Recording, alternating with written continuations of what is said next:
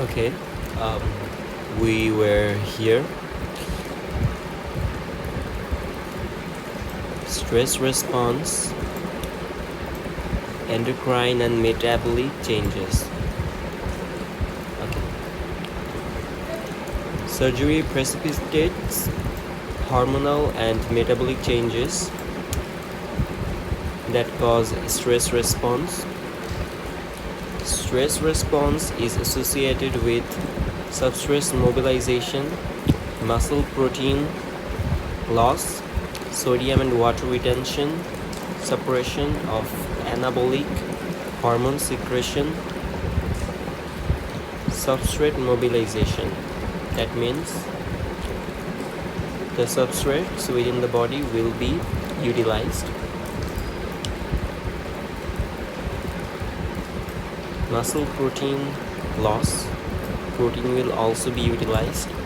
Sodium and water retention,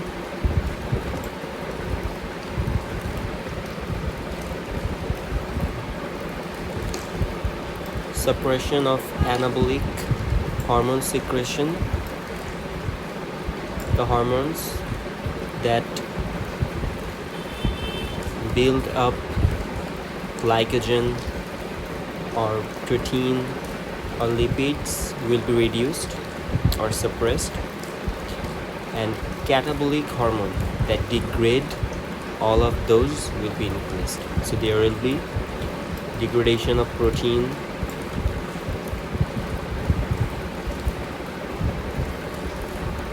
there will be activation of sympathetic nervous system,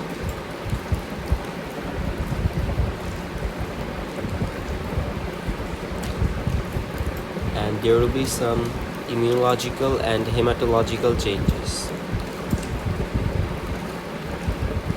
in case of surgery as a stress response. These things will happen. Now, the hypothalamic pituitary axis and the sympathetic nervous system, these two will be activated, and there will be a failure of normal feedback mechanism of control of hormone secretion.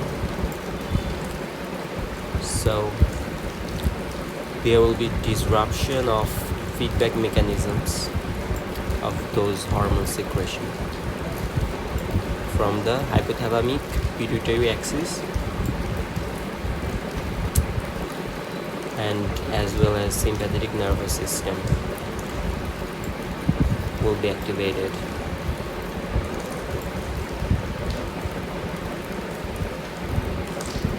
A summary of the hormonal changes associated with the stress response. Now, summary is done here as a chart with lots of information. You have to remember this. So, in case of surgery, there will be a stress response, and in case of that stress response, which hormones will be increased, which will be decreased, and which won't be changed. Those are given here in the form of a chart. Here, growth hormone will be increased in response to stress or in case of surgery. Cortisol will be increased, renin will be increased, adrenocorticotropin hormone ACTH will be increased, aldosterone will be increased, prolactin will be increased, antidiuretic hormone will be increased, glucagon will be increased, secreted from pancreas. Maybe posterior pituitary, this one, never mind. Which things will be decreased? Insulin, will be decreased, testosterone will be decreased, and estrogen will be decreased. So these two hormones and the insulin will be decreased.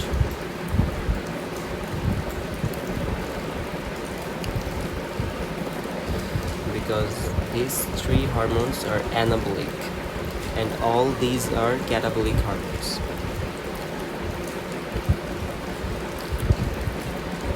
No change.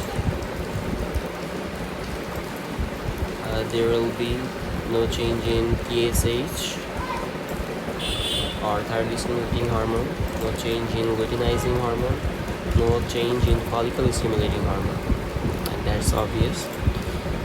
So insulin, testosterone, estrogen will be decreased. TSH, LH and FSH will be of no change, and the rest of the other hormones, probably we know, will be increased in response to stress or surgery. Now, what will happen to sympathetic nervous system? In the sympathetic nervous system, it will stimulate catecholamine secretion, and catecholamine like epinephrine, norepinephrine, adrenaline will cause tachycardia, hypertension. Now, in pituitary gland, ACTH and growth hormone will be stimulated by hypothalamic releasing factors, like corticotropin releasing factor and somatotropin, which is growth hormone releasing factor actually. So these two will, in the hypothalamus, will cause stimulation of growth hormone and ACTH. Somatotropin will cause growth hormone stimulation from pituitary gland, and corticotropin releasing hormone will stimulate adrenocorticotropin hormone release from pituitary gland. Now there will be perioperative increased prolactin secretion. Perioperative means just before the surgery or during surgery and just after the surgery. The whole time there will be prolactin secretion increased,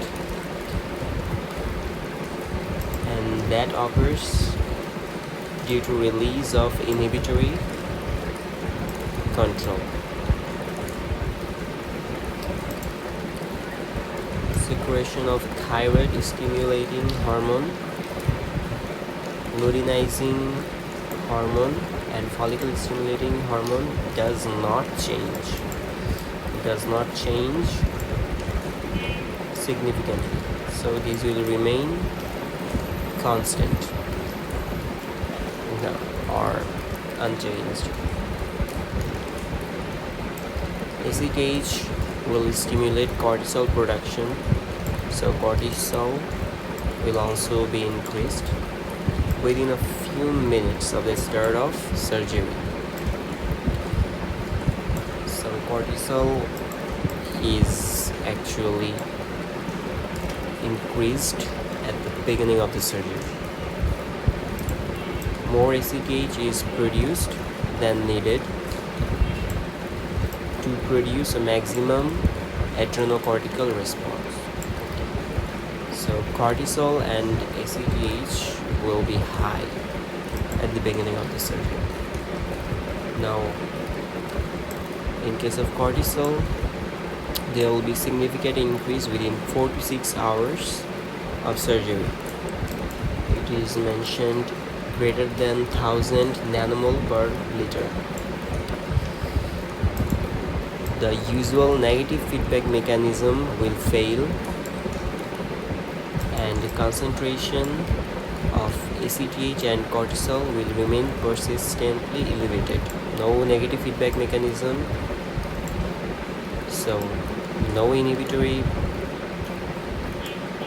force, so it will keep increasing these two, ACTH and cortisol. The magnitude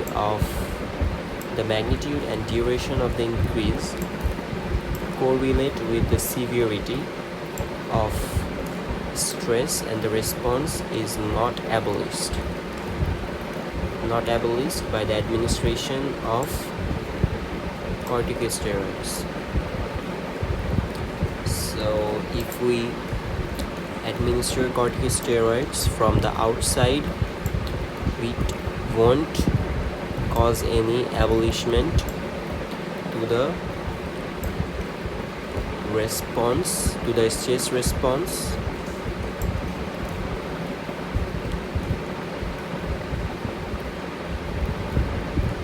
and it will keep secreting cortisol and ACTH. So it won't help. Administration of cortisol won't help. The metabolic effects of cortisol are enhanced in some cases.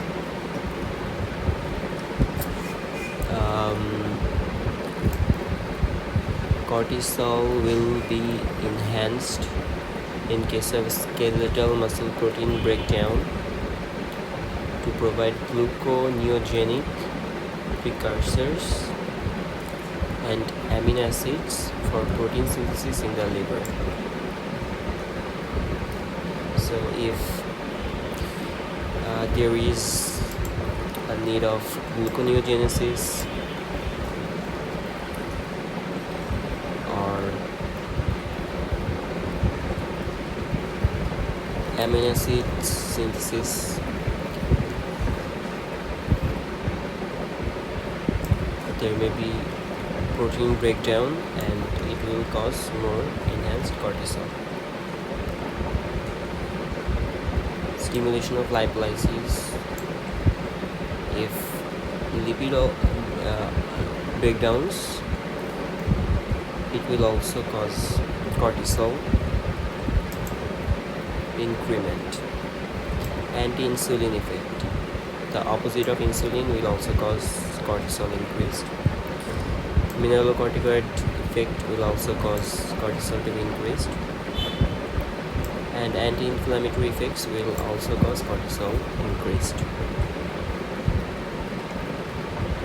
So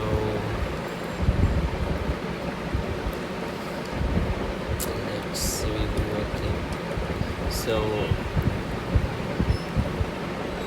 apart from these two, insulin, testosterone, estrogen, causing decrease in stress response and all these hormone, and unchanged TSH, LH and FSH. Apart from these four, anything that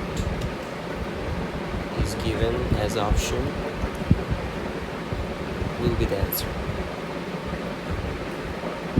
Just like in case of this, there was the question was cortisol is increased. Let's go back to the question. Which of the following is not caused by cortisol in stress response? Actually, the main point is here stress response. Only insulin causes hypoglycemia, and there is nothing else which affects which is the result of testosterone or estrogen. Only insulin is found here, or LH or TSH or FSH. So apart from those six, the rest of the things are false.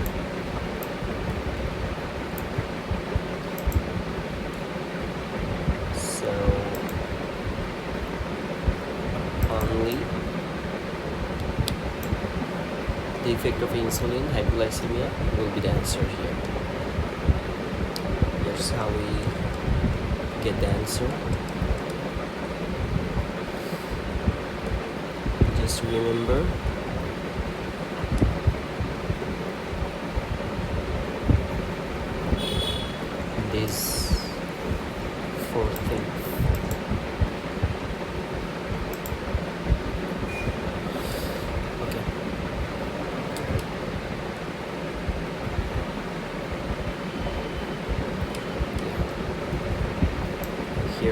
cancer. Anti-inflammatory effect, mineral-corticoid effect, anti-insulin effect, stimulation of glycolysis, skeletal muscle protein breakdown. The both are caused by cortisol. Now, growth hormone secretion will be increased after surgery, though it has a minor role. That growth hormone prevents muscle protein breakdown and promotes tissue repair by insulin growth factors.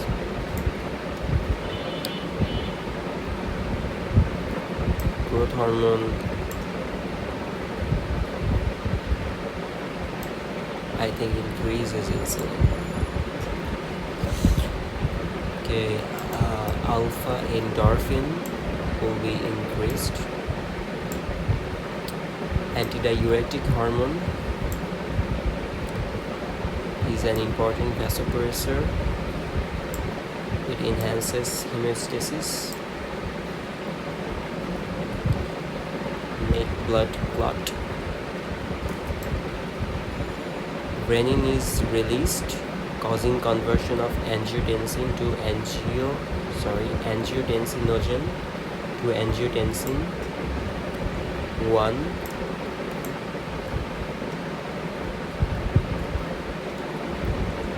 Angiotensin 2 is formed by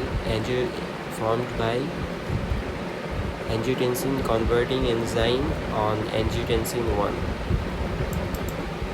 So angiotensin converting enzyme acts on angiotensin 1 and converts it into angiotensin 2 by the help of this conversion angiotensinogen to angiotensin under renin, and renin release is actually caused by antidiuretic hormone.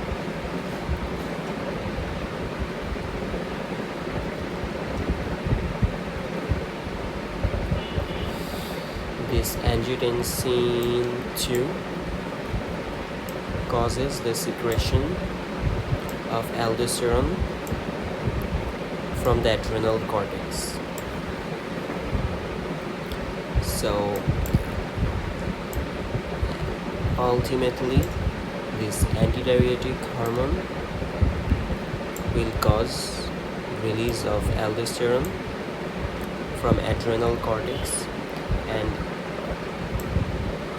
aldosterone increases sodium reabsorption at the DCT or distal convoluted tube. So sodium reabsorption will be increased if antidiuretic hormone is increasing. We actually know that. Insulin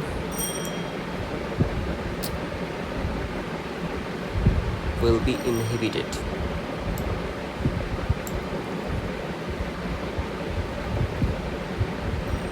Because beta cells in the pancreas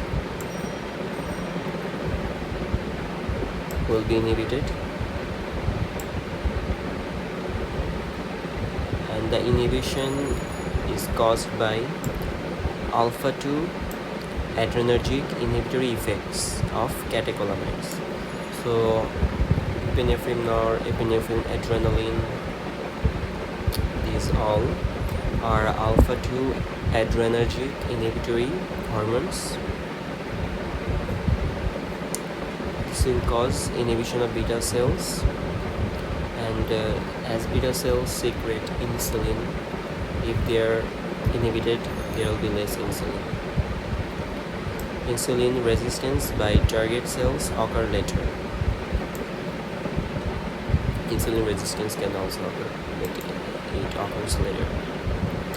The perioperative period is characterized by a state of functional insulin deficiency. So there may be a need of insulin administration. We have to keep that in hand during surgery.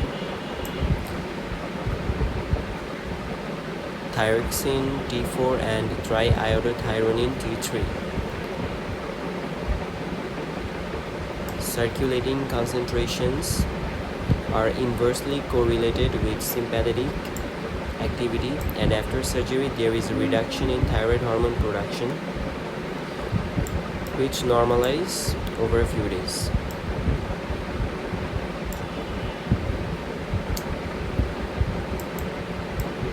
It is not worth mentioning.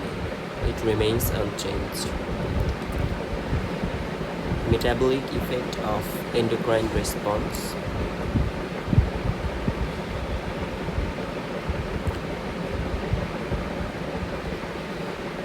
Carbohydrate metabolism.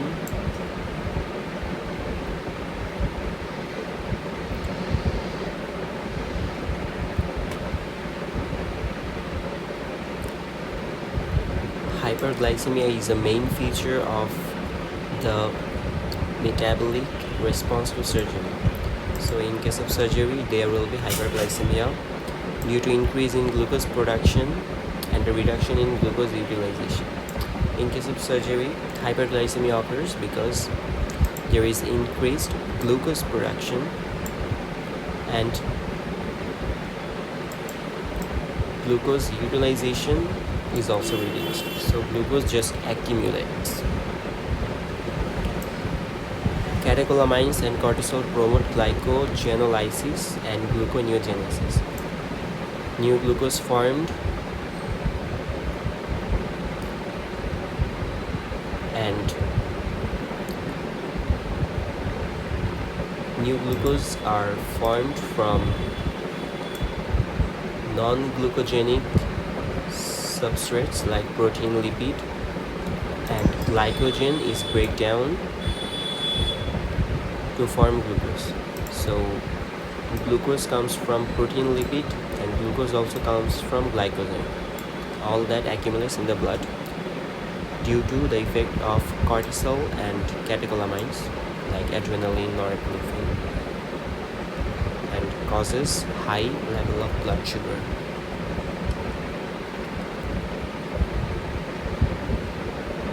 Initial failure of insulin secretion followed by insulin resistance after affects the normal responses. So insulin secretion fails and insulin resistance occurs in the late circumstances. The proportion of the hyperglycemic response reflects the severity of surgery. The more severe the stress, the more dangerous the surgery, the more hyperglycemia there will be. Hyperglycemia impairs wound healing and increase infection rates. And this hyperglycemia is not good, obviously. It impairs wound healing and it will increase chance of infection. Now, protein metabolism. At first, there is inhibition of protein anabolism. That means there will be catabolism. Followed later, if the stress response is severe, by enhanced catabolism. So first, just anabolism, that means first protein synthesis will be inhibited, but if the stress is severe, protein synthesis will be inhibited as well as protein breakdown will be increased. So no protein synthesis and the protein that is synthesized will be catabolized to form glucose and cause hyperglycemia. Lipid will also have the same fate. Okay. The amount of protein degradation is influenced by the type of surgery and also by the nutritional status of the patient, obviously. Mainly skeletal muscle protein is affected. The amino acids released from acute phase proteins like fibrinogen, C-reactive protein, complement proteins, alpha-2 macroglobulin, amyloid A and ceruloplasmin, and are used for gluconeogenesis, to make glucose, more and more glucose in the blood. Nutritional support has little effect on preventing catabolism, so it occurs anyways. Lipid metabolism. There will be increased catecholamine, cortisol, and glucagon secretion leading to, and insulin deficiency leading to lipolysis and ketone body production. Salt and water metabolism.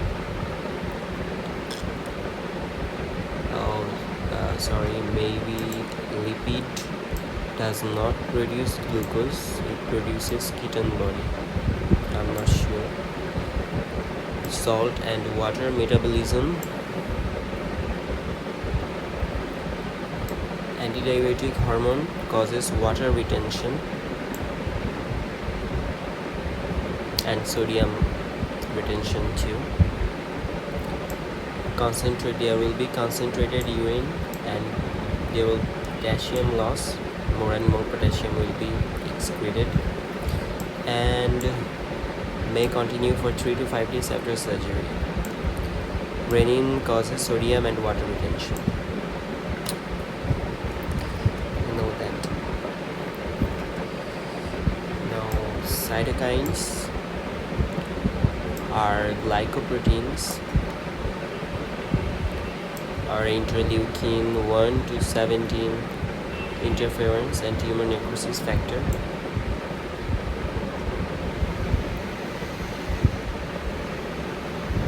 Synthesized by activated macrophages, fibroblasts, endothelial and glial cells, obviously in response to surgery or trauma. Interleukin 6 is the main cytokine associated with surgery. So you have to remember at least interleukin 6 as a cytokine which is associated with surgery. Interleukin 6 goes to its peak at about 12 to 24 hours after surgery and increased by the degree of tissue damage, and other effects of cytokines include these symptoms: fever, granulocytosis, WBC will be increased, hemostasis, there will be blood clot, tissue damage, limitation, and promotion of healing. So it is actually good. Modifying the response. How the response is modified. Opioids. They suppress hypothalamic pituitary hormone secretion. At high doses, the hormonal response to pelvic and abdominal surgery is abolished. However, such doses prolong recovery and increase the need for post-operative ventilatory support. So, opioid is a narcotic, obviously, that will cause the stress response during surgery to be inhibited. But this is harmful because it will delay recovery and there will be need of ventilatory support after the operation. Another modifying factor is spinal anesthesia, which can reduce the glucose, ACTH, cortisol, growth hormone, and epinephrine changes, although cytokine response are unaltered. Yeah, we want cytokine response because it is good. Cytokine release is reduced in less invasive surgery. Yeah. Normal surgery, less cytokine. It's okay. Nutrition prevents the adverse effects of the stress response. Although stress response should not be inhibited except by spinal anesthesia, we should give proper nutrition to prevent adverse effect. Enteral feeding improves recovery. So we have to give enteral feeding in stress response due to surgery. Growth hormone and anabolic steroids may improve outcome. Normothermia decreases the metabolic response. You should maintain the temperature. References given, don't want to mention, you can read it on your own.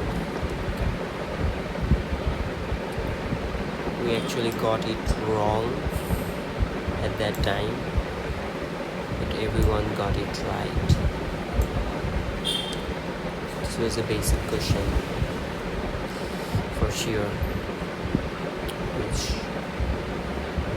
we weren't able to answer correct. Okay, this was a huge explanation and also very important for sure. Okay, so question 3 completed. We'll start from question 4 in the next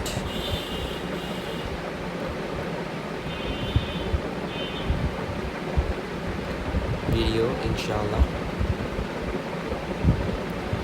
Thanks for watching.